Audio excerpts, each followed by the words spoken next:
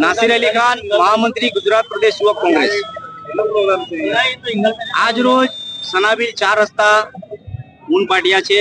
અહીંયા બે traffic police દ્વારા 1 મહિનાથી આ રિક્ષાવાળાને અને આ ટેમ્પો વાળાને હેરાન કરવામાં આવે છે। એ ટ્રાફિક પોલીસ દ્વારા એવું કહેવામાં આવે છે કે અમને હપ્તો આપો। આ રિક્ષાવાળાએ હપ્તો આપવાની ના પાડતા ટ્રાફિક પોલીસ છેલ્લા 15 દિવસથી આવે છે, રિક્ષાનો ફોટો પાડે છે અને મેમો જનરેટ કરીને જતો રહે છે। અને એક રિક્ષાવાળાને તો રિક્ષામાં હેલ્મેટનો મેમો આપ્યો છે। એક ભાઈને આગળનો મેમો 1000 રૂપિયાનો આપ્યો છે, પાછળનો 600 રૂપિયાનો મેમો આપ્યો છે અને એ બી તિરુપતિનગરનો આપ્યો છે। આ ટ્રાફિક પોઈન્ટ છે, પણ ટ્રાફિક પોલીસનો કોઈ પોઈન્ટ નથી, છતાં પણ પોલીસવાળા બાઇક પર આવે છે અને આ ગરીબ રિક્ષાવાળાને હેરાન કરે છે। તમે જોઈ શકો છો કે નો એન્ટ્રી છે, છતાં પાછળ જો કેટલા મોટા મોટા ટ્રકો અને ગાડીઓ ઊભી છે।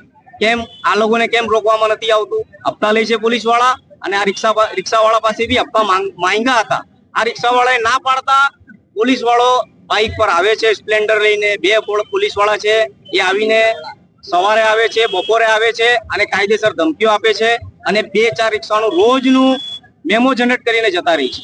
2 દિવસ પહેલા મેં કમિશનર સાહેબને ઊન, ભેસ્તાન અને સચિનના રહેવાસીઓ દ્વારા મારી ઉપર ફરિયાદો આવી હતી। મેં 2 દિવસ પહેલા કમિશનર સાહેબને એક પત્ર બી લખ્યો છે કે ટ્રાફિક પોલીસ પોઈન્ટ નથી, કોઈ સાઇન બોર્ડ નથી, છતાં પણ સચિન લાજપોર જેલ, ભેસ્તાન આવાસ, સચિન બકરા મંડી નહેર, કિરણ એવેન્યુ અને ભેસ્તાન ગાર્ડનની બાજુમાં ટ્રાફિક પોલીસ અને એમના વચેટિયાઓ પ્રાઇવેટ માણસો લોકોને પકડે છે, હેરાન કરે છે, ડરાવે ધમકાવે ને વગર રસીદે પૈસાની ઉઘરાણી કરે છે।